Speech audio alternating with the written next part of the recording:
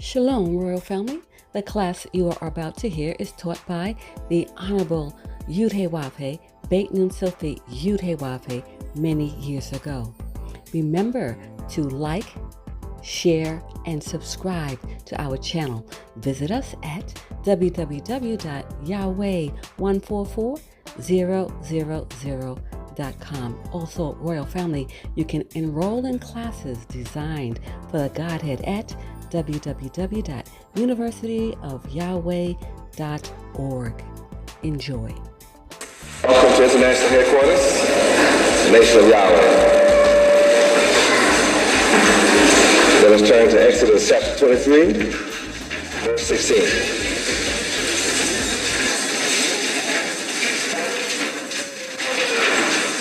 Exodus chapter 23, verse 16. Dealing with the second of the three annual festivals belonging to the so-called black men of America. The other two being Passover and Tabernacles. Let us read. And the feast of harvest, the first fruit of thy labors, which thou hast sown in the field, and the feast of ingathering, which is in the end of the year, when thou hast gathered in thy labors out of the field. Verse 17, read. 3 times in the year, all thy males shall appear before the Lord God Yahweh. You who want to know what that passage of scripture means may get my tape of last night, and it will explain to you the mystery of that verse to some great detail. Certainly does not exhaust my wisdom on the scripture, but you can enjoy last night for a long time. Leviticus chapter 23.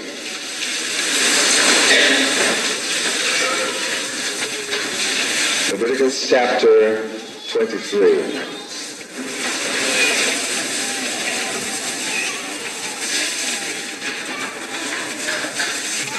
Beginning at verse 15 through verse 22. Let us read.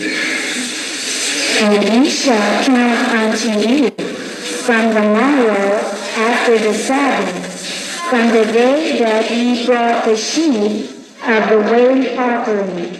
7 Sabbaths shall be complete. Even unto the morrow after the 7th Sabbath shall ye number 50 days, and ye shall offer a new meat offering unto the Lord Yahweh. Ye shall bring out of your habitations 2 weighed loaves of 2 tenth meals. They shall be of fine flour. They shall be baken with leaven. They are the first fruits unto the Lord Yahweh. And ye shall offer with the bread 7 lambs without blemish of the first year, and 1 young bullock, and 2 rams. They shall be for a burnt offering unto the Lord Yahweh, with their meat offering and their drink offerings, even an offering made by fire of sweet savor unto the Lord Yahweh. Then ye shall sacrifice 1 kid of the goats for a sin offering, and 2 lambs of the first year for a sacrifice of peace offerings. And the priest shall wave them with the bread of the first fruits for a wave offering before the Lord Yahweh, with the 2 lambs. They shall be holy to the Lord Yahweh for the priest. And ye shall proclaim on the selfsame day that it may be an holy convocation unto you. Ye shall do no servile work therein. It shall be a statute forever in all your dwellings throughout your generations. And when ye reap the harvest of your land, thou shalt not make clean riddance of the corners of thy field when thou reapest. Neither shalt thou gather any gleaning of thy harvest. Thou shalt leave them unto the poor and to the stranger. I am the Lord your God, Yahweh. These particular scriptures, some of it applies directly to the Feast of Weeks. Some of it, as it is written, dealing with sacrifices of kids and goats and lamb and all this thing is pure heathen. Absolutely heathen.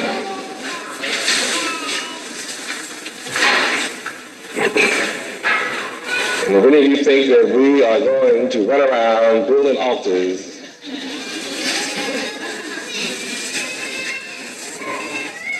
and offer lambs without blemish on a physical altar, you'll be waiting forever from the real God Yahweh. Now, if you ever see this kind of thing go on, then you can be assured that these are the false people. Heathens attempting to deceive the world. Heathen, an unconverted individual of a people that do not acknowledge the God of the Bible, Yud-Heh-Wav-Heh, Yahweh. A person who does not believe in God, Yud-Heh-Wav-Heh, Yahweh. A person regarded as uncivilized or uncultured or unenlightened. One who adheres to a religion that does not acknowledge the God of Israel. Of or related to heathens, their religions, their customs. Heathen, unbeliever, infidel, pagan, heathen, Gentile, atheist, disbeliever, heathen, agnostic, skeptic, doubter, heathen, secularist, apostate, heretic, heathen, backslider, antichrist, worldly, unrepentant, heathen. 2 Timothy 2:15 requires us to study so that we won't be ashamed of what we do and be able to rightly divide the word of truth from error. Why is there a requirement to divide the word of truth, to rightly divide it? What does that mean? It means that the truth has some things surrounding it that's not right. Or you could just take it like it is. There's no need to divide the truth, rightly divide the truth, if it's all true. The Bible is all true. But this particular set of passages on a physical level, terrestrial level, is false. Yahweh is not a stupid God. And you can't make any sense out of this. And you never will make any. Nobody has made any sense out of it until this day. And you won't ever make any sense out of killing some lambs on us, getting blood, cooking animals with the guts in it. And what you going to do? Even you know to take the guts out. And all the stuff in the guts. You know what I mean? Can you imagine cooking all that stuff? On an open fire? What you going to do with that? You take the creator, if you don't want guts with the stuff inside the gut, cooked all of it with the meat. If you don't, how many of you wouldn't want to eat that? Or what God you think want to eat that?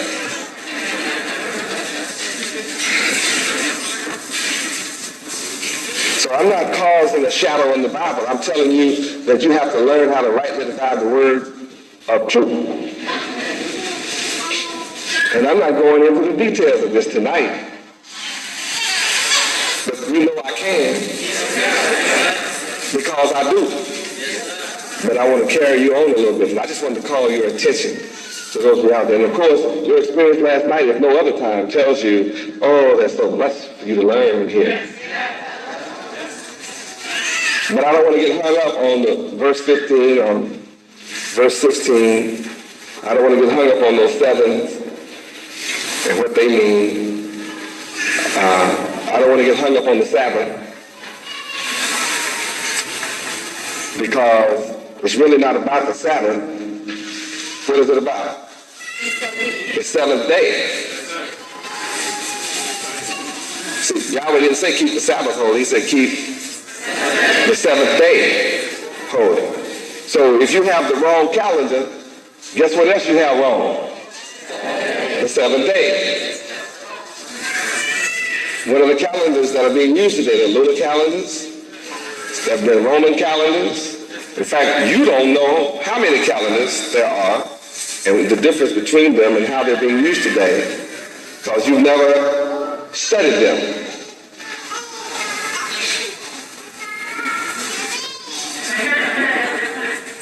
So what's the seventh day? There's only one calendar that can give us the seventh day. What is it? The solar calendar. Who gave the solar calendar? Yahweh. And what people do you think would keep solar time? Only Yahweh's people. And since Yahweh's people are not keeping solar time, something happened to them. That gets to be the issue.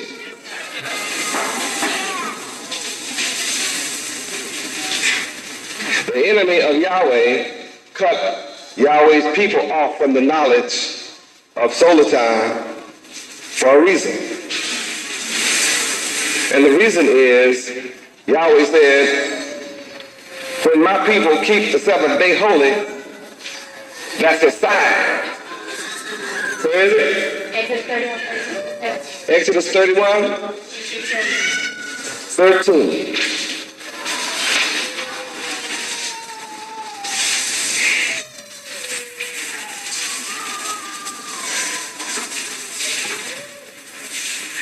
So Sabbath was used as a day to substitute for what? Seventh day. The reason I said Yahweh didn't say the Sabbath at the point was Sabbath had been corrupted to be Saturday through the Jews' influence. And it's not so. Saturday is not holy, more holy than Sunday. Monday, Tuesday, Wednesday, Thursday, Friday. All the days that Yahweh made is holy. Can you imagine Yahweh made one day more holy than the other? All the days are holy. What's more holy about Saturday than Sunday? Who made Sunday holy anyway? Ha. See, you have to study to know these things. Who changed from the seventh day to Sunday? And when?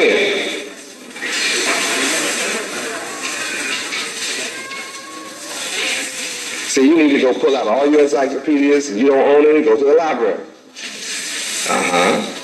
Study Sundays and study Mondays and Tuesdays. See, study all those days. You don't even know where those days came from. Who come up with that thing called Monday? See, Yahweh didn't name no Monday in the Bible. Where is that?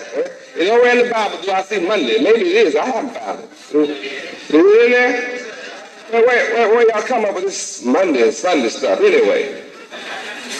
Come on, tell me. You're smart. You went to college. Tell me, why do you say Sunday? And if you're so smart, where did it come from? When? By whose authority? You went to college. What you go to school for when you run around talking about? What are the days of the week? Sunday, Monday, Tuesday, Wednesday, Thursday, Friday, Saturday. Why you say that? Why do you say that? Anybody go to school and learn that ought to know why they say it. I'm not going to get hung up too long. I just want you to know you're in a foolish position. You running around saying things in your life and you have no basis for it. So don't challenge me about no goat and no lamb being on no dumb altar, boy. You don't even know why you say Monday.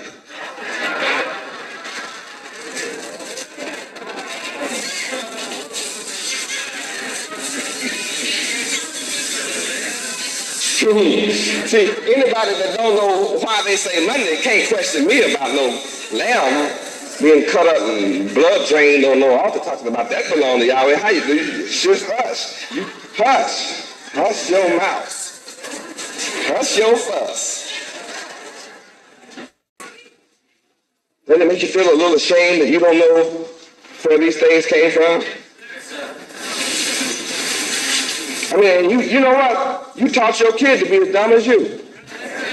Your kid come up and you say, well, what's the days of the week, kid? And you taught your kid to say the same dumb thing you said. And your kid is just as dumb as you about where it came from because you couldn't teach your kid what you didn't know. So I already know your children know nothing about no Sunday's origin. They have no knowledge of its history. It's documented. You can find it. I did. I trust you to find it. You can find it. It's findable. Does it make you feel a little dumb to say that all your life and don't have any idea where it came from?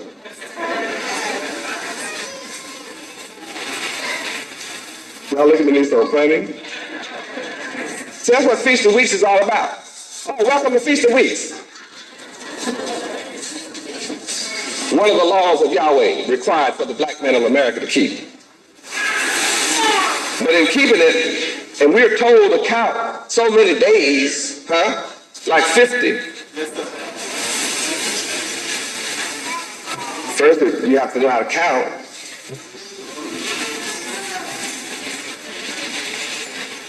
And you should want to know why it's 50. But first, you need to know about Sunday. Yeah, but you thought you got away, didn't you? You can't consider yourself intelligent and don't know where Sunday came from. You ought to just stop saying it and say what Yahweh said. I mean, you just as well stop and say what Yahweh said because you don't know why you're saying what you do.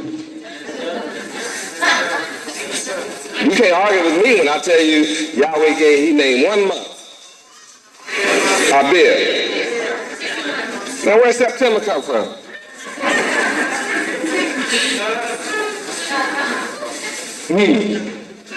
What? Where January come from? I mean, where'd that come from? How long has it been January? How long have people been saying January? Only all of your life. But what about January before your life? Did January come into existence when you were born?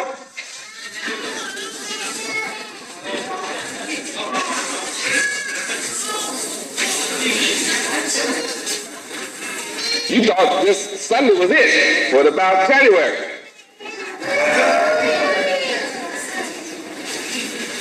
Is January the first of the year? Whose year? It's not the first of the Creator's year. Who ought to know better than the Creator when the year begins? He made everything. He set time in motion. Yahweh set time in motion. So he knows when time began, so he knows when the month began, he knows when the year began, and he knows what number the day began on. See, Yahweh's number began with 1.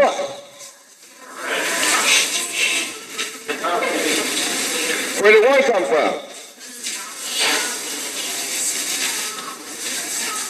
How many know where 1 came from? Came from 0.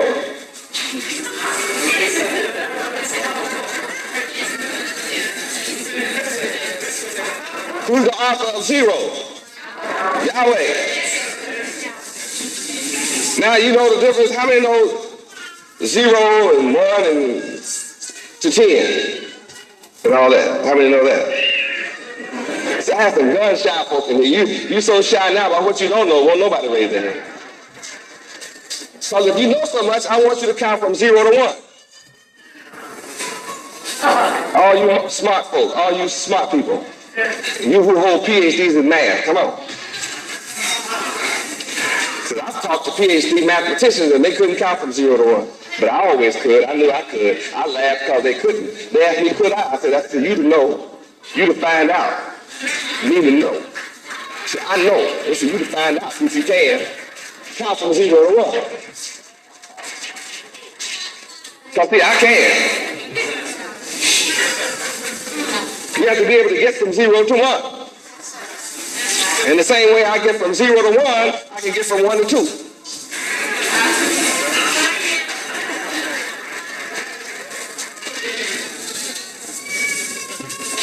So where did January come from?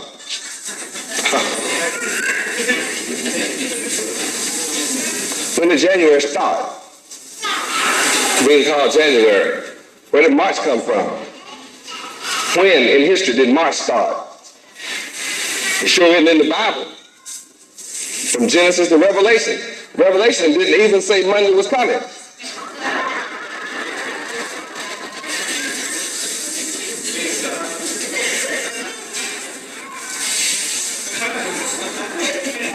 So don't question me when I teach you something here in Exodus and Leviticus. See, don't you ask me no questions.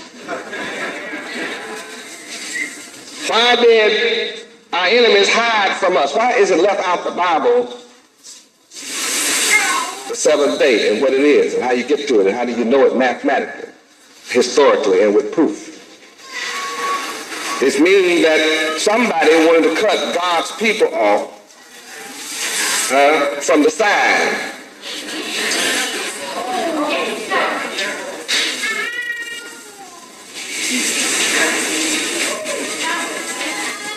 For at least 2 reasons. If the world does not see the sign of Yahweh in existence, then they don't have to pay Yahweh any attention. Because he doesn't exist to them. That leaves them free to create their own God. Because the sign of the true God is missing. So then all the people created their own gods. Because they had no sign that the true God exists.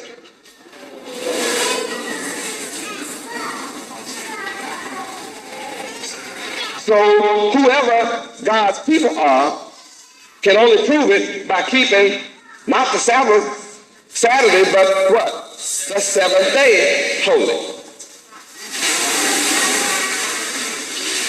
See, that's what the law of feasts and weeks helped establish. You have to be able to count 7 perfect Sabbaths. A Sabbath is a word for 7 days, 7 days, 7th day. You keep a perfect 7 sets of sevens. And in order for it to be right, you have to have a knowledge of the right calendar. And therefore, when you have the right calendar, you can keep the 7th day holy, and the world will know you belong to Yahweh when your day is different from everybody else's. It makes you peculiar when the whole world is going by a calendar, and you come up going by another calendar. That forced the world to ask, whose calendar are you going by? And you say, solar time. They don't ask the question after that because they know what solar means. The sun's time. The only way the people can go by the sun's time is for the sun to come and establish his time.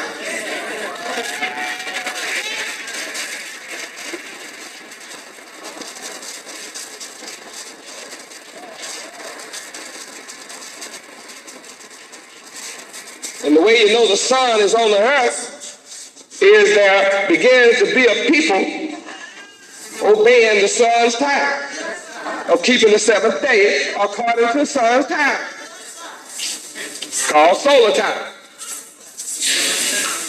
Solar is a representation of the sun, called sun. That's why it's called sun. In Spanish they call it el sol. All they have to add is an AR. That word at least preserved that it's supposed to be solar.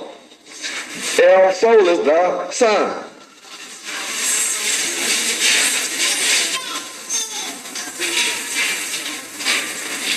told you I could get you hung up. Didn't I? So there's a lot to learn, isn't there? Now I'm leaving you something to go study. So when you come back to me, then I can communicate intelligently with you. And you can then grow in wisdom, knowledge, and understanding of Yahweh from your reference of study. Notice, I'm not standing here and saying you have to accept what I say. I'm saying go study. Because I trust what you'll find. I read the whole library. I know what you'll find. I already read it. Go to anyone you want. Study. Ha ha ha. See, I have. And it's important for you to know. Something as important as a sign between you and the Creator. And the Creator saying this is a sign between you and Him. Something that important is enough. This is a sign between me and you throughout your generations, that you may know that I am the Lord Yahweh. That's sanctifying you.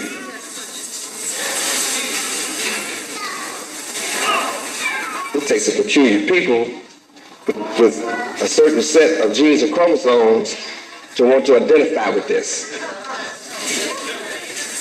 See, a fella that's not one of the children of Yahweh, by his genes and chromosomes, will say, what difference does it make?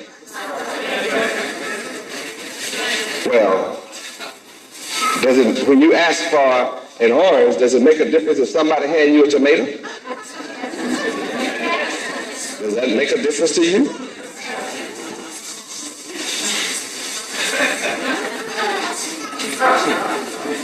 Well, that's how much difference this makes. Yes, everything makes a difference. So don't try to argue with me. It makes a difference. All of these scriptures make a difference. And understanding them makes a difference. All right, let's move on. Numbers 28. Welcome to the Feast of Weeks.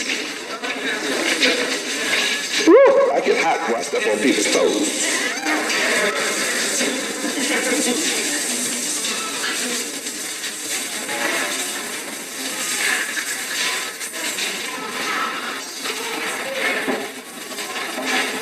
Starting at verse 26.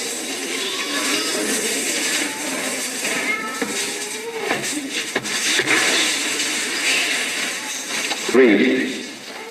Also in the day of the first fruits, when ye bring a new meat offering unto the Lord Yahweh, after your weeks be out, ye shall have an holy convocation. Ye shall do no servile work. Now we ought to really love that. Don't do no servile work. Verse 27 through 31 is heathen. I can explain it, but it's still heathen. I can spiritualize this for you and accept every one of those verses under spiritual condition. You can't spiritualize these verses because your mind is terrestrial. And when your mind is terrestrial, you'll be going up looking for some offering to burn. You'll be looking for matches and kerosene and gasoline. Torch. Yeah, you know what I mean? Yeah, you will. You're a child in the mind when it comes to the word. You have to wake up and find out that the Bible is written in at least 9 different ways. Figuratively, literally, prose and poetry, allegories, similes, metaphors, parables, prophetically and symbolically. There's a bunch of ways. Where you count on your fingers and toes, there's a bunch of them. So you don't know when to read the Bible prophetically or literally. You don't understand what symbols are or why. So I have some around these walls, and you don't know what all that is. Royal family, thank you for joining us during our High Holy Festival of Feast of Weeks. And if you would like to keep this statute, this law, please visit our website at www.yahweh144000.com. Royal Family, you can register for this high holy celebration or pre-register for the upcoming feasts right there on our website. Again, www.yahweh144000.com. We welcome you home. Praise Yud-Heh-Wav-Heh. Shalom, Royal Family.